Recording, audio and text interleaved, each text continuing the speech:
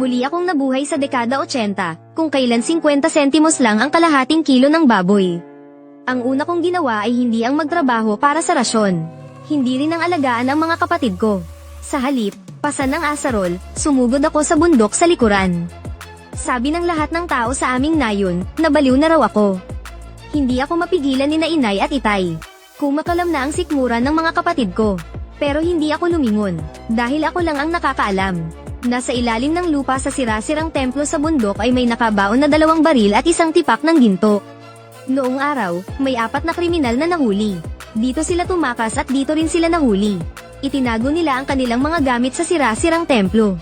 Alaunan, isang pastol ang nakahanap nito. Sa buhay kong ito, kailangan ko siyang maunahan. Kapag may baril na, saka lang ako makakapasok sa gubat. Saka lang ako makakapangaso, at saka ko lang mapapakain ng karne ang mga kapatid ko sa bawat kainan. Pagdating sa sirasirang templo, hinawakan ko ang asarol at nagsimula agad maghukay. Hindi nagtagal, may nahila na akong sako mula sa ilalim ng lupa. Pagbukas ko ng sako, ang laman ay isang halos bagong semi-automatic na rifle, 200 bala, at isang tipak ng ginto na may bigat na 2 tail. Dala-dala ang baril, pumasok ako sa kailaliman ng gubat. Pagkalipas ng 1 oras na paglalakad, may narinig akong kaluskos ng hayop. Para hindi ako maamoy ng hayop, umikot ako sa kabilang direksyon ng hangin at dahan-daang lumapit. Sa likod ng mga halaman, sa ilalim ng isang puno ng oak, may isang baboy ramon na naghuhukay sa lupa. Itinaas ko ang baril, umasinta, at 2 beses kinalabit ang gatilyo. Agad na bumagsak ang baboy ramo. Tumakbo ako papalapit, at binaril ko pa ulit ito sa noo. Siguro ay may 100 kilo ang bigat ng baboy ramo na ito. Pumutol ako ng mga kahoy at ginawa itong parang paragos. Hinayla ko iyon ng mahigit 2 oras bago ako nakauwi. Nang hilahin ko ang baboy ramo papasok sa bakuran. Napaupo ako sa ibabaw nito sa sobrang pagod. Lumabas ang buong pamilya ko at natulala sa gulat. Ay nalalayan ko ang mga binti ko para makatayo. Nay, tay, kapatid, kayo na ang mag-asikaso sa baboy ramo. Kakain tayo ng karne sa tanghalian. Naglundagan sa tuwa ang 2 kong kapatid na babae. Halos mawala ang mga mata niya sa kakatawa. Nakangitiring tumulong ang kapatid ko. Hinayla ko sina tatay at nanay papasok ng bahay. Inilapag ko sa kama ang baril, mga bala, at ang mga tipak ng ginto. Ikinwento ko ang tungkol sa paghukay. Nag-aalangang nagtanong si tatay. Ibig sabihin, atin na ngayon ang baril at ang ginto. Seryoso akong tumango. Bukod sa ating 3, walang sino mang nakakaalam. Sinuring mabuti ni tatay ang hawak niyang baril. Habang si nanay, nakangiting pinupunasan ang mga tipak ng ginto. Asikasuhin na natin yung baboy ramo. Yung 3 bata, halos maiyak na sa sobrang takam. Naging abala ang buong pamilya sa paghahanda. Isang mesang puno ng mga putaheng karne. Nagmantikaan ang mga bibig namin sa pagkain. Kinabukasan, maaga akong nagdala ng sapat na baon, kinargahan ng baril, at umakyat sa bundok. Nababalot ng niebe ang buong kagubatan. Isang anino ang mabilis na dumaan. Isang kunhong gubat. Isang putok lang, bumagsak na ito. Inayos ko muna bago isinilid sa sako. Naglakad pa ako ng 1 oras. Sa layong 200 metro, may 2 labuyo sa mga palumpong na naghahanap ng pagkain. Itinutok ko ang baril at pinaputokan. Parehong bumagsak. Kukunin ko na sana nang. Isang pulang sorrow ang dumaklot sa isa at tumakbo palayo. Aba, naghahatid ka ba sa akin ng karne? O nagnanakaw ka ng pagkain? Masyado mo namang binabastos ang husay ko sa pagbaril. Itinutok ko ang baril at pinaputokan. Nanigas ang sorrow at bumagsak sa niebe. Mahalaga ang balahibo ng sorrow. Mabilis ko itong inayos. Nakita kong tanghaling tapat na. Kumakagat ako sa tinapay habang patuloy na naghahanap ng mahuhuli. Wala na akong natagpo ang iba pa. Naalala ko ang sinabi ng mga ngaso tungkol sa bangin ng mga aso. At nakita kong nasa labas lang pala ako ng bangin. Dahan-dahan akong naglakad papasok, at pagkatapos ng mahigit 1 kilometro. Sa layong 300 metro, may 6 o 7 USA na ngumumuya ng mga murang dahon. Salungat sa hangin, dumapa ako at gumapang hanggang sa 100 metro ang layo. 6 na sunod-sunod na putok. Tamba ang 3 aso. Yung isa, tinamaan sa ulo, patay agad. Mga 25 kilo. Yung isa, tinamaan sa leeg, nangingisay. Mahigit 15 kilo. At yung isa pa, sugatan sa binti. Buhay. Mas mahal kapag buhay. Nagpa siya akong ibenta ito sa bayan kinabukasan. Kinaladkad ko ang huli pababa ng bundok papunta sa isang lambak. Sa di kalayuan, may 3 lalaking nakasuot ng sombrero na gawa sa balat ng aso. Nakasuot ng mga Amerikanang gawa sa balahibo. May dalang baril at tumatakbo papalapit sa akin. Sumisigaw pa. Itinutok ko ang baril ko at naghanda. Biglang may isang putok ng baril. Dumaplis ang bala sa gilid ng tenga ko. Punyeta, gusto talaga nila akong patayin. Tumalon ako sa kaliwa at damapa sa likod ng isang malaking puno. Dalawa pang putok ng baril. Tumama ang mga bala sa puno. Nang tumahimik na, gamulong ako sa likod ng mga halaman. Nakita ko ang isa na nakatutok ng baril. Dalawa naman ang tumatakbo papunta rito. Naghintay ako ng tamang tiyempo. Pinaputukan ko ng 2 beses yung dalawang tumatakbo. Mabilis akong bumalik sa mga halaman. At gamulong ulit sa ibang kublihan. Nakita ko yung 2 lalaki na nakadapa na sa lupa. Wala nang hininga. Nawala na yung pangatlo. Naghintay ako ng mahigit 10 minuto. May inihagis na sombrerong gawa sa balat ng aso mula sa likod ng isang malaking puno. Yung tao, nasa likod ng puno. Gusto niya akong palabasin. Hindi ako gumalaw. Pagkalipas ng 2 minuto, hindi na niya kinaya. Ginaw na siya ng walang sombrero. Sumigaw siya, "Tol, suko na ako. Pakiusap, palagpasin mo na ako."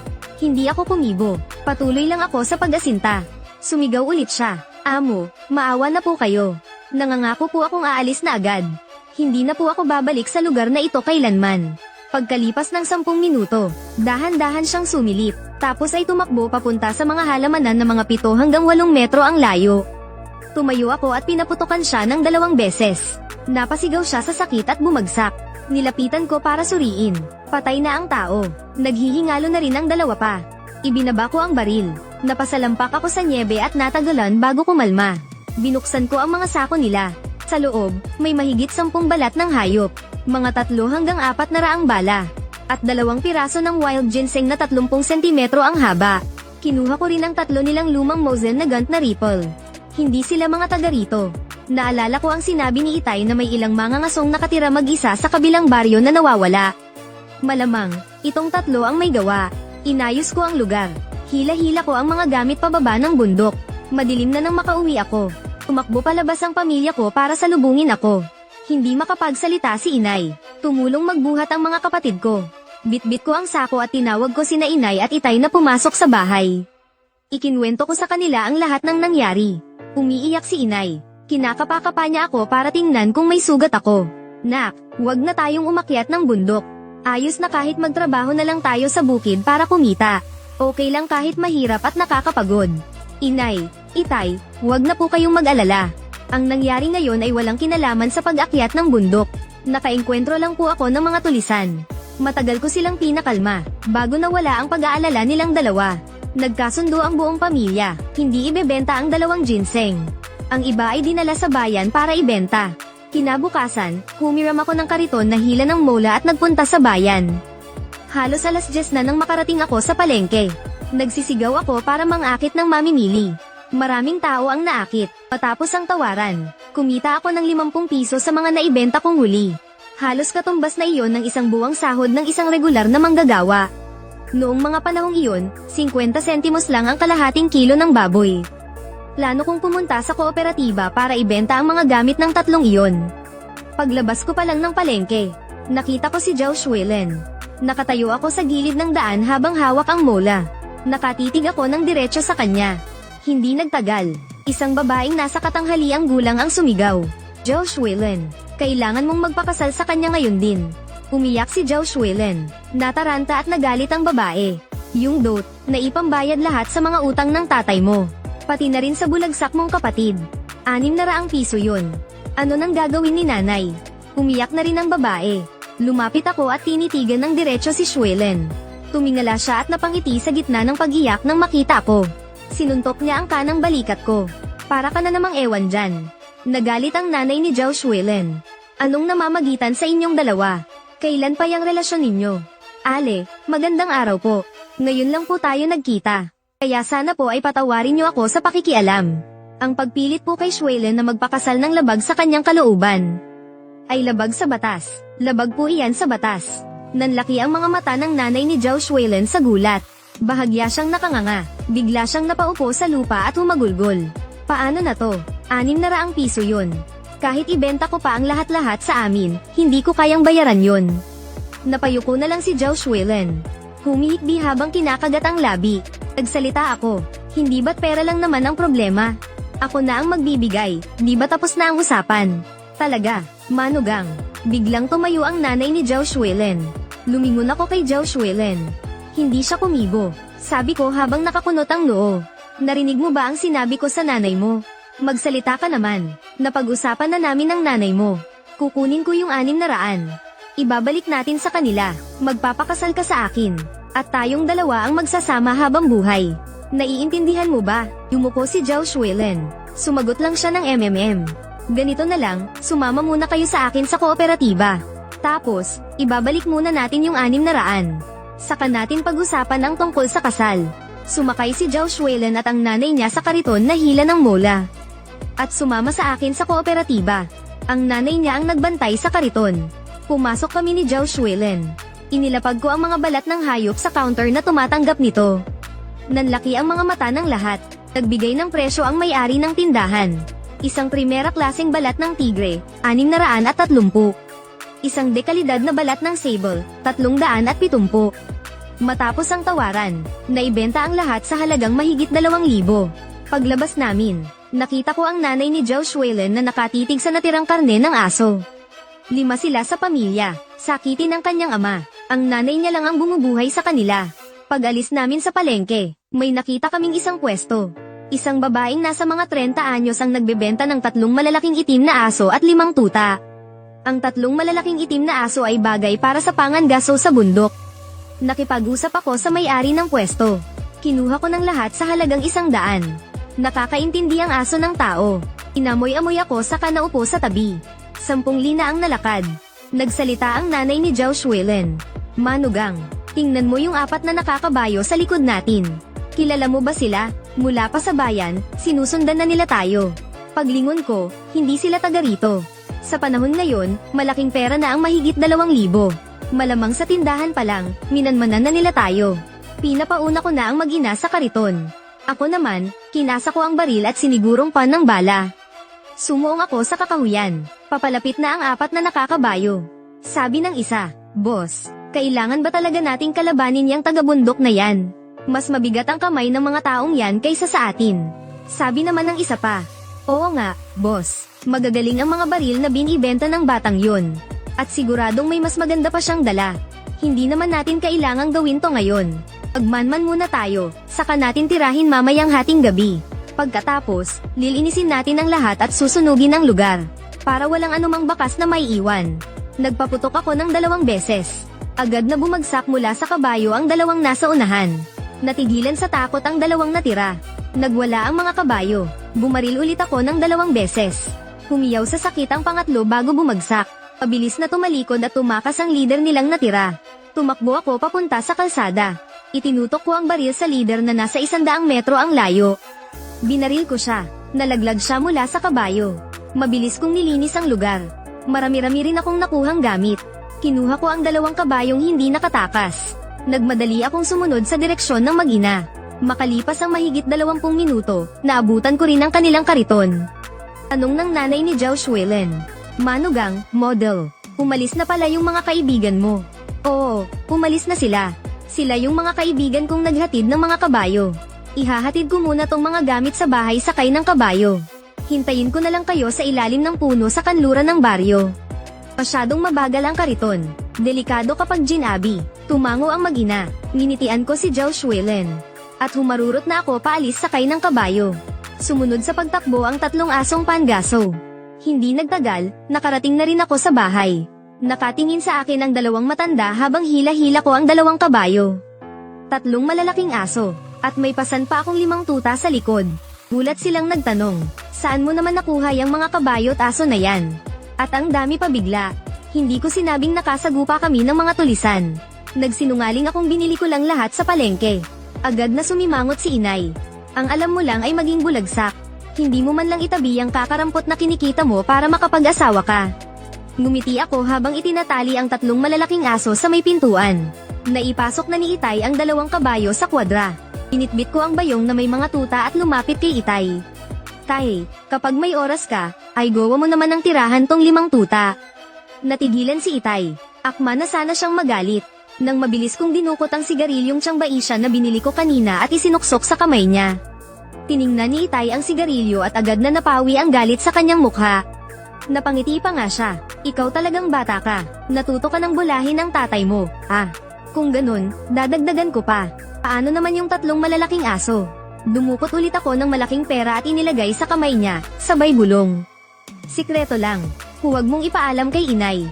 Masayang-masaya na tinanggap ni Itay ang pera. Palihim niyang sinulyapan si inay. Halos matawa ako sa itsura niya. Dumukot ako ng isang banta ng pera mula sa bulsa ko. Nagbilang ako ng ilang piraso at ibinalik ang iba sa bulsa. Nang makita yun ni inay, dali-dali siyang lumapit. Ganon kalaki ang naging benta sa mga bagay na yon. Habang sinasabi yun, parang natural lang na kinuha niya ang pera sa kamay ko. Ikinwento ko kay nanay ang tungkol kay Zhao Shuilin. Sinabi ko rin na baka naghihintay na sila sa ilalim ng mga puno sa kanluran ng baryo. Agad na ibinaba ni nanay ang pera at tuwang-tuwang nagtanong. Ibig sabihin, nakahanap ka na ng mapapangasawa ng kusa. Tumango ako. Oo, balak ko nang puntahan sila mamaya. Sa sobrang tuwa ni nanay, hindi na niya malaman ang gagawin. Tumakbo siya papunta sa bakuran at sumigaw. Tay, nakahanap na ng mapapangasawa ang anak mo. Hindi na natin kailangang makiusap sa mga tagapamagitan na yan. Nagmamadaling nagtanong si tatay habang nag-aayos ng kulungan ng aso. Kaninong dalaga? Ilang taon na? Ikinwento ni nanay ang tungkol sa amin ni Zhao Shuilin. Tuwang-tuwang nagsindi ng sigarilyo si tatay. Sumigaw siya, Mrs. Kailangan nating mag-ulam ng karne ngayong gabi para magdiwang. Nagpaalam ako kina nanay at tatay at umalis na. Wala pang ilang minuto, natanong ko na ang mag-inang naghihintay sa ilalim ng puno. Kinuha ko ang renda, at pinatakbo ang kariton para ihatid sila sa bahay ni na Zhao Shuilin. Ilang minuto lang ay nakarating na kami. Mas mahirap pa pala ang pamilya niya kaysa sa amin. Ipinasok ko ang kariton sa bakuran. Itinali ko ito sa poste ng sampayan.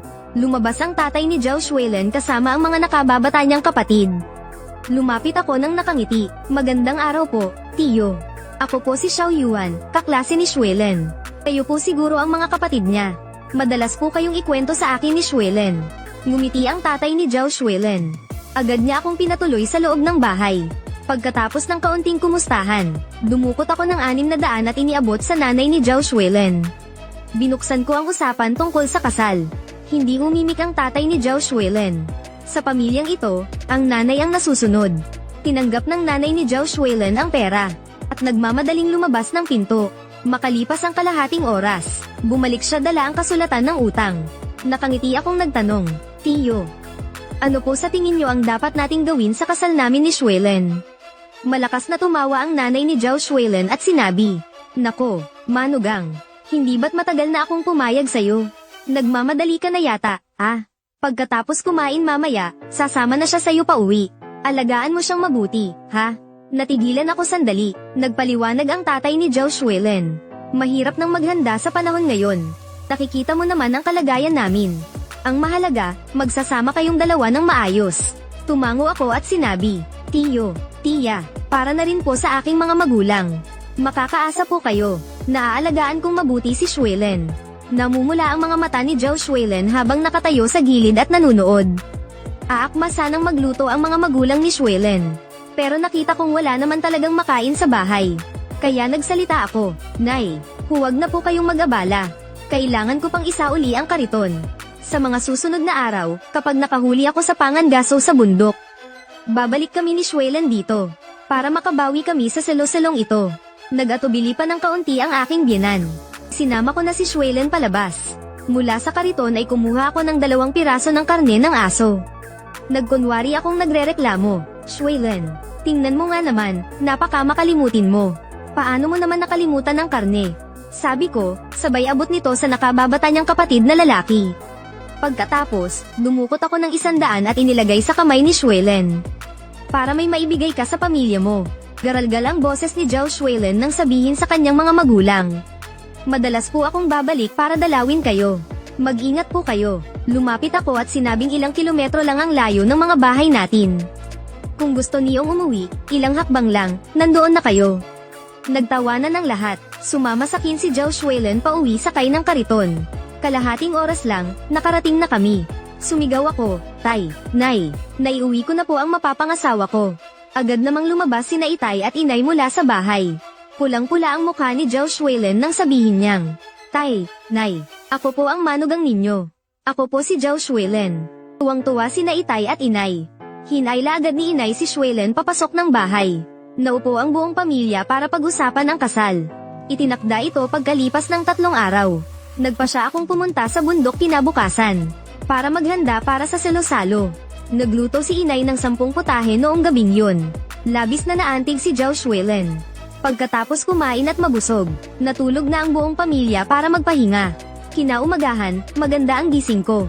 Nihanda ko na ang aking mga gamit. Nagpaalam ako sa aking pamilya. At hila-hila ang Paragos, pumasok ako sa kabundukan. Plano kong pumunta ngayon sa gubat ng mga baboy ramo, mga 25 kilometro ang layo. Maraming mababangis na hayop doon. At marami ring panganib, mga ilang kilometro na lang ang layo ko sa gubat ng mga baboy ramo. Nang marinig ko ang kaawa-awang sigaw ng isang hayop mula sa gubat, agad kong kinuha ang aking rifle at dahan-daang lumapit. Nagtago ako sa isang lubak sa niebe at sumilip. Isang leopardo ang kumakaladkad sa isang USA na tumitimbang ng halos 100 kilo. Hindi pa tuluyang patay ang USA. Ang mga leopardo ay nagtatago sa umaga at lumalabas sa gabi. Mahalaga ang balat nito. Ang isang magandang klase ng balat ng leopardo ay nagkakahalaga ng hindi bababa sa 1,200 piso. Noon ay nasa mahigit 300 metro ang layo ko sa leopardo. Alanganin akong bumaril. Dahan-dahan akong yumuko at maingat na lumapit. Nang nasa 200 metro na ang layo ko, nagsimulang lapain ng leopardo ang USA. Tinaas ko ang aking baril at itinutok sa ulo ng leopardo. 2 sunod na putok, tamba agad ang leopardo. Agad inasikaso ang leopardo at ang USA. Itinali sa Paragos, at hinayla na pauwi sakay ng kabayo. 12:00 ng tanghali nang makauwi ako. Nagulat ang pamilya ko sa mga nahuli. Agad silang nagtulungan sa pag-aasikaso nito. Sa pananghalian, naglaga si nanay ng karne ng Zorro at USA. Pagkatapos kumain, sinabi sa akin ni tatay, na dumaan daw kaninang umaga ang kababata kong si Zhang Dabiao para hanapin ako. Pinapapunta niya ako sa bahay nila pag-uwi ko. Naglakad-lakad ako para matunawan. Pagkalipas ng kalahating oras, nakarating ako sa bahay ni Zhang Dabiao. Masayang sumalubong sa akin si Zhang Dabiao. Tol, nabalitaan ko, malalaki raw ang huli mo sa Pangangaso kamakailan. Isama mo naman ako sa susunod. Oh, gulat akong nagtanong. Sa Pangangaso, kailangan mo man lang ng baril, di ba? Meron ka ba? Tinapak ni Zhang Dabiao ang kanyang dibdib. May Mosin na gun rifle kami sa bahay. Napailing na lang ako. Sige na nga, sakto, mangangaso ako bukas ng 7:00 ng umaga. Kung mapapayag mo ang mga magulang mo, sumama ka. Pagkasabi ko noon, tumalikod na ako at umuwi. Kinabukasan, pagkatapos kong mag-almusal, patakbong dumating si Zhang Dabiao, pasan-pasan ang Mosin na gun. May bakas pa ng sampal sa kanyang mukha. Isang tingin pa lang, halatang galing siya sa away sa pamilya niya. Hindi na ako nagtanong pa. Inayos ko na lang ang mga gamit, at isinama ko na siya papunta sa gubat ng mga baboy ramo. Makalipas ang halos 1 oras, nakarating din kami sa aming destinasyon. Hindi pa kami gaanong nakakalayo sa paglalakad, nang makakita kami ng mahigit 10 baboy ramo na nagkakatipon at naglalaro. Ang pinakamalaki ay mahigit 250 kilo. Nag-iisip pa lang ako ng diskarte. Pero si Zhang Dabiao, padalos-dalos nang sumusugod. Agad ko siyang hinayla pabalik. Anong ginagawa mo? Gusto mo na bang mamatay? Nang kumalma na siya, kinausap ko siya. Tayo'y iikot sa puno. Dahan-dahan kang umakyat sa malaking bato sa unahan. Dapa ka sa ibabaw at bumaril. Huwag na huwag kang magtatagal sa laban. Kapag may nangyari, umakyat ka agad sa puno. Hindi tumutol si Zhang Dabiao. Pero kitang-kita sa mukha niya ang kasabikan. Hindi pa man siya nakakapwesto ng maayos. Itinaas na niya ang baril at nagpaputok. Agad na nagwala ang kawan ng mga baboy ramo. Sumugod sila habang umuungal. Sumigaw ako, lagot, delikado, bilisan mo, umakyat ka sa malaking bato na yan. Mabilis akong lumundag paakyat sa bato. Pero paglingon ko, nakita kong nandoon pa rin si Zhang Dabiao at nagpapaputok. Ilang putok na pero wala siyang tinatamaan. Sumugod ang mga baboy ramo, mga ilang metro na lang ang layo sa kanya. Sumigaw ako, nagpapakamatay ka ba? Halika rito, bilis. Nang maubusan siya ng bala, saka lang siya natauhan. Sa sobrang takot, binitiwan niya ang baril at tumakbo. Sa pinakakritikal na sandali, tinutok ko ang baril at sunod-sunod na kinalabit ang gatilyo. Ilang baboy ramo sa unahan ang bumagsak, pero tuloy pa rin sa pagsugod ang mga natira. Dumampot ng kahoy si Zhang Dabiao at tumayo para lumaban. Nailigan niya ang unang bugso ng pagsugod. Mabilis akong nagkarga ulit ng bala. At muling nagpaulan ng bala. hanggang sa maubos ang mga bala. Ang mga natirang baboy ramo, ang iba'y patay na. At ang iba naman ay nagsitakas na. Napalumpasay sa lupa si Zhang Dabiao. Tulala ang kanyang mga mata. Binilang ko ang mga ito. 9 na baboy ramo lahat. Ang pinakamalaki ay halos kalahating tonelada. Inilabas ko ang punyal para patuluin ang dugo ng mga baboy ramo. Matagal-tagal din bago natapos ayusin ang mga ito. Inuna naming isinakay sa kariton ang mga maliliit at katamtamang laking baboy ramo. Noon lang natauhan si Zhang Dabiao. Halika, tumulong ka. Habang nasa daan, sinabi ko sa kanya, Biao, alam mo naman ang patakaran sa Pangangaso sa bundok. Ang palpak ng ginawa mo ngayon. Kahit magkapatid tayo, kailangan malinaw ang usapan. Paano natin hahatiin itong mga baboy ramo? Namumula ang mukha ni Zhang Dabiao nang sabihin niyang, Kuya, kung anong sabihin mo, yun na lang ang masusunod. Sabi ko, sundin natin ang patakaran, sabi ko. Sa kabuuan, 9 na baboy ramo, mga 2,400 gin. Baguhan ka kaya 2 parte ang sayo. Ibibigay ko sayo ang isang matandang baboy ramo na 500 gin.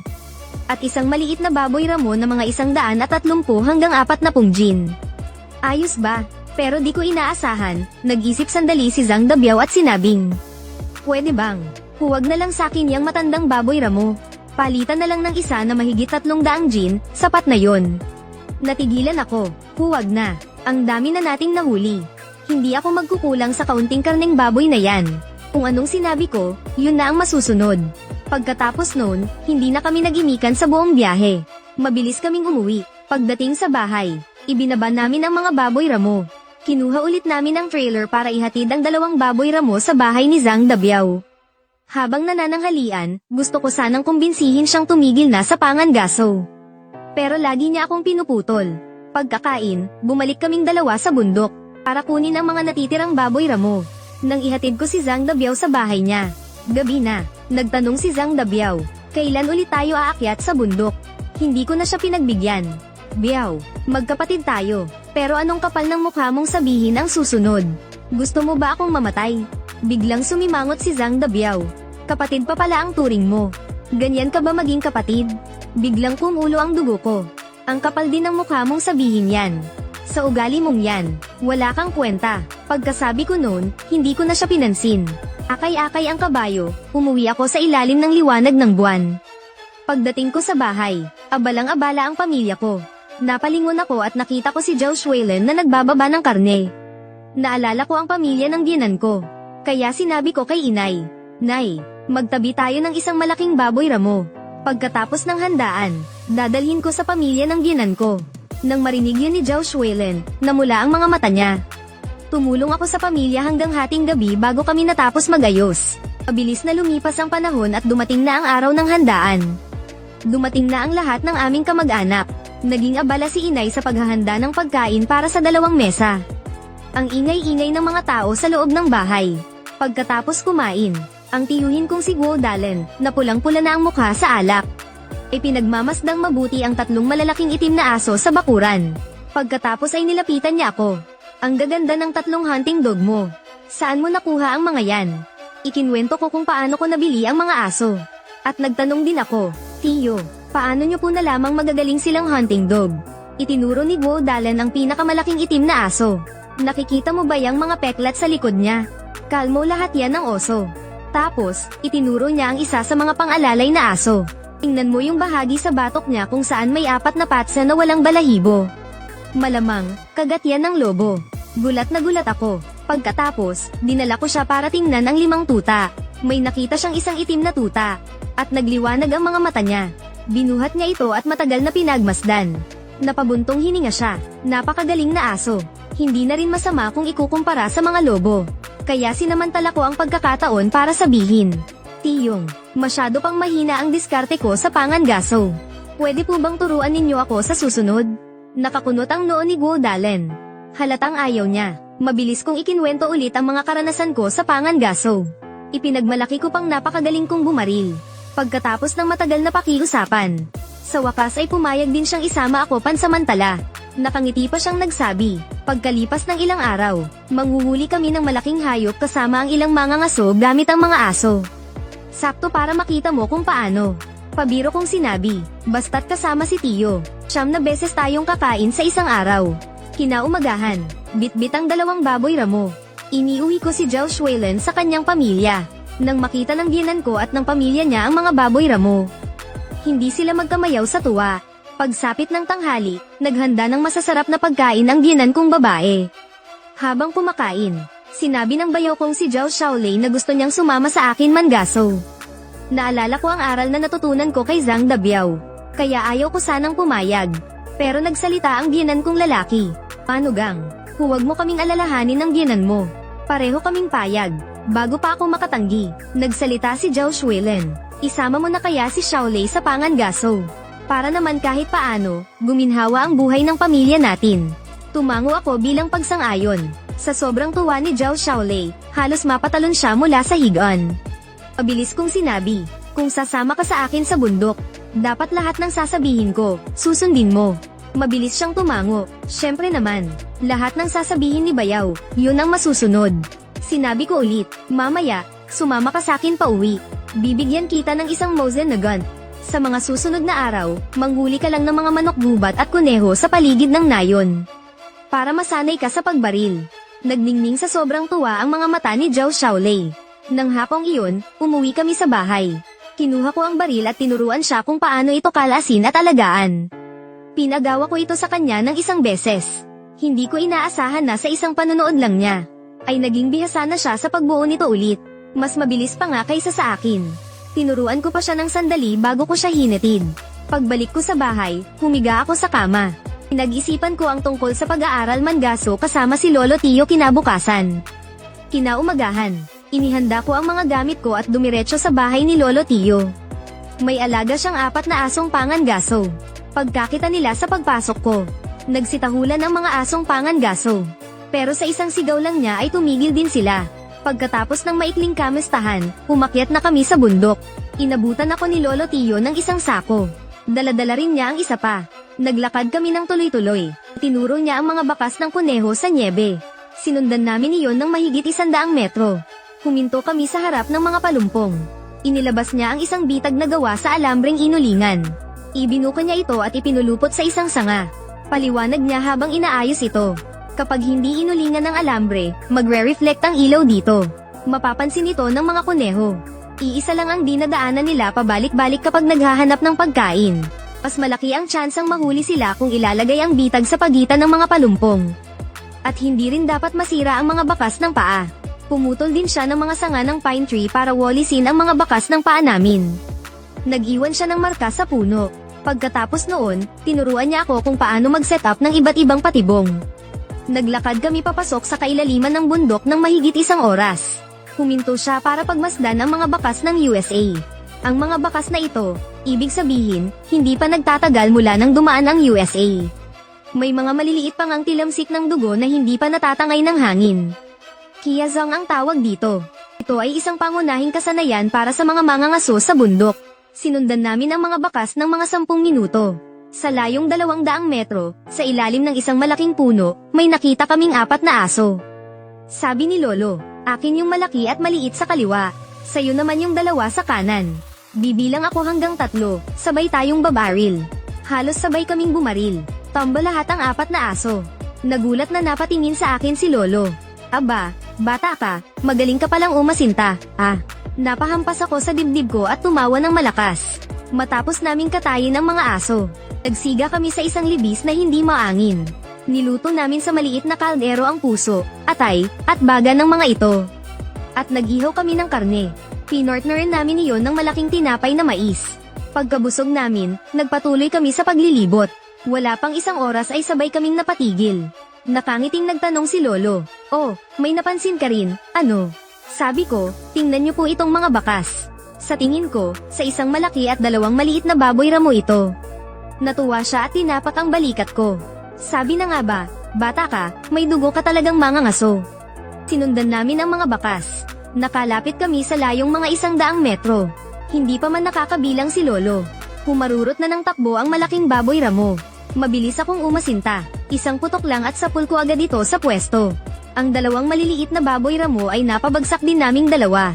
Tuwang-tuwang sinabi ni Lolo, "Iba ka, bata, sobrang galing mong bumaril."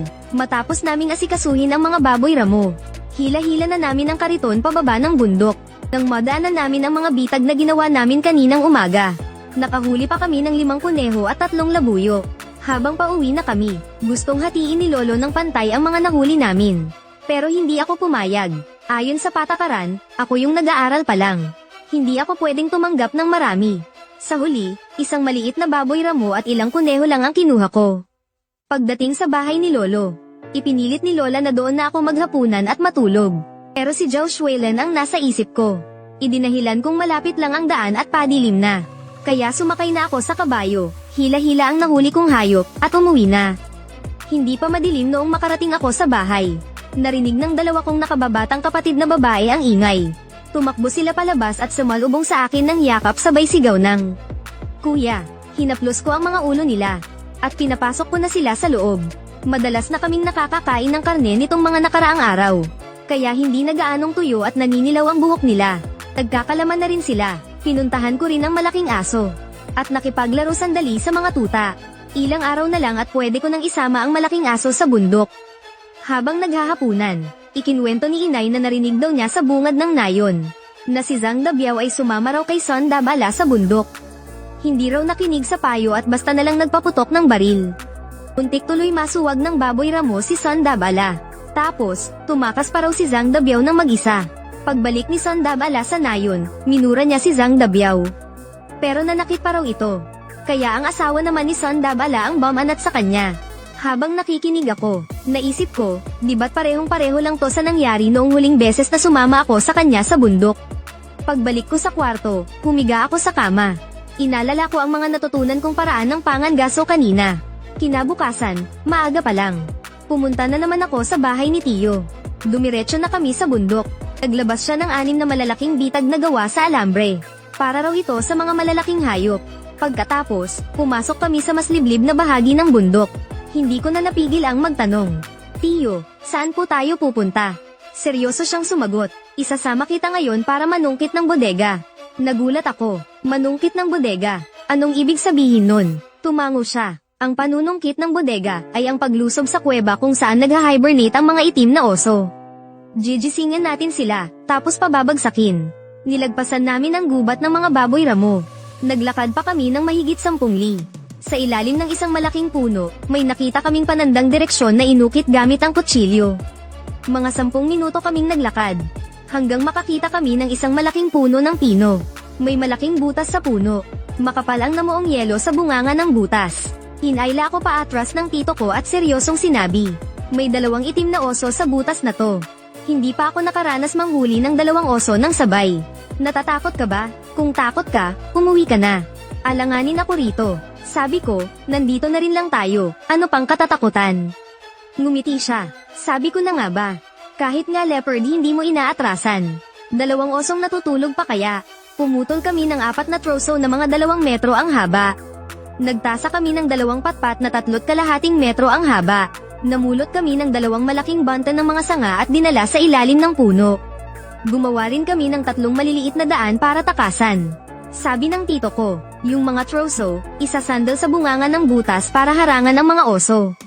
Yung mga patpat, para gisingin sila. Yung mga sanga, sisindihan para hindi makatakas ang mga oso. At yung mga daanan, para sa atin, para may matakbuhan tayo. Nang handa na ang lahat, pinatutok ako ng tito ko gamit ang baril, 1 metro sa ibaba ng butas. Ito raw ang pinakamagandang puntiryahin. Pag masyadong maaga kang pumutok, mahuhulog lang pabalik sa butas ang oso at hindi na natin makukuha. Kapag huli na, masyado nang delikado. Paulit-ulit ang bilin niya sa akin. Kapag umungol na ang oso, huwag na huwag kang mataranta. Nagsindi siya ng apoy, lumingon siya sa akin. Tumango ako para ipakita na handa na ako. Ipinasok niya ang patpat sa butas at sinundot ng buong lakas. Isang galit na Eitangal ang umalingaw-ngaw. Agad niyang binitawan ang patpat, at tumakbo papunta sa daan ang ginawa namin. Itinaas ko ang baril at nagabang. Narinig ang isa pang mas malakas at mas galit na Eitangal. Isang kamay ng oso ang lumabas. Hinawi nito ang 3 sa mga troso. Isa na lang ang natira, nakahilig sa bunganga. Kasunod noon, sumungaw ang ulo ng itim na oso. Hindi ako pumutok, baka kasi mahulog siya pabalik sa loob ng butas. Pumatungal ito, lumabas ang kalahati ng katawan nito mula sa butas at sumugod pababa ng puno. 2 beses ko itong pinaputokan. Bumagsak ito mula sa puno. Bago ko pa masundan ng isa pang putok, mabilis na lumabas ang isa pang itim na oso at gumulong sa lupa. Binaril ko at tinamaan ito. Pero parang hindi man lang ito tinablen. Nagpaputok si Tiyong hindi kalayuan sa amin. Pero umuungal pa rin ito habang sumusugod sa akin. 2 beses ko na namang pinaputokan sa ulo. Sumugod ito sa mismong harapan ko at tumayo. Nagpaputok ulit si Tiyong ng 2 beses. Sa wakas, bumagsak ito mga 4 hanggang 5 metro ang layo mula sa akin. Napaupo na lang ako sa nyebe. Pinagpapawisan ako ng malamig. Tumakbo pa palapit si Tiyong. At pinaputukan pa niya ng 1 beses ang ulo ng oso. Tinapak niya ang balikat ko at tumawa. Ang galing, hindi ka nataranta kahit na sumugod na sa mismong harapan mo ang oso. Sabi ko, huwag na po kayong magbiro. Muntik na akong maihisa sa lawal sa takot. Nang medyo kumalma na ako, pinanood ko si Tiyong habang kinukuha ang apdo ng oso. Sabi niya, kakalat daw ang apdo kapag namatay na ang hayop. Kaya kailangang kunin ito kagad. Kulay ginto ang apdo ng malaking oso. Berde naman ang sa mas maliit. Tinanong ko si Tiyong kung bakit sobrang galit din nung mas maliit. Pero berde naman ang apdo nito. Nakangiti siyang sumagot, aba, yan ang dapat mong itanong sa kanya. Napatawa na lang ako ng alanganin. At tumulong na rin ako sa kanya na ayusin ang mga oso. Ang malaki ay tumitimbang ng humigit kumulang 550 gin. Ang mas maliit ay mahigit 400 gin naman. Hinayla namin ang mga oso papunta sa trailer. Agad namang kumalma ang 2 kabayo. Sabi ni Tiyong, hatiin nating 2 ang huli natin ngayon. Natigilan ako, wala naman pong ganyang patakaran sa Pangangaso, di ba? Hindi po pwedeng ganito kalaki ang maging parte ko. Sabi niya, sa ipinakita mo nitong nakaraang 2 araw. Wala kang pinagkaiba sa isang veterano. Itong 2 itim na oso ngayon. Mas magaling ka pa sa maraming veterano. Deserve mo yan. Sige, makikinig ako kay Tito. Naglakad ako pa uwi habang nakangiti.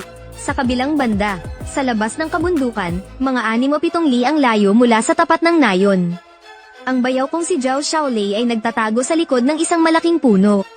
Nakaluhod siya sa isang tuhod habang hawak ang baril. Tinututukan ng isang labo yung manok na mga 40 hanggang 50 metro ang layo. Nanatili siya sa ganoong posisyon ng 2 o 3 minuto bago kinalabit ang gatilyo. Isang putok, 2 agad ang tinamaan. 2 labo yung manok ang bumagsak sa lupa. Tuwang-tuwa siyang tumakbo para asikasuhin ang mga ito.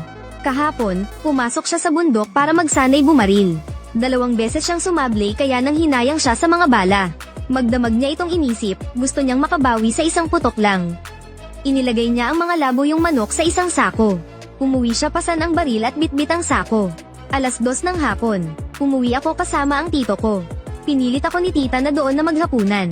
Nagluto siya ng 4 na mabibigat na putahe, puro karne lahat. Pagkatapos kumain, nagpaalam na ako. Pinigilan ako ng tito ko. Bukas, mangangaso tayo gamit ang mga aso. Mas madali lang ang pangangaso gamit ang mga aso.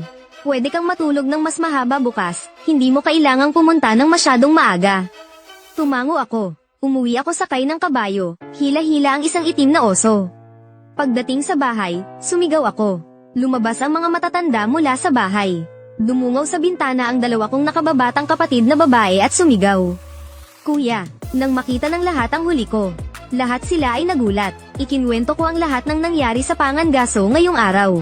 Pinayuhan lang ako ng mga magulang ko na mag-ingat. Inasikaso ng lahat ang itim na oso.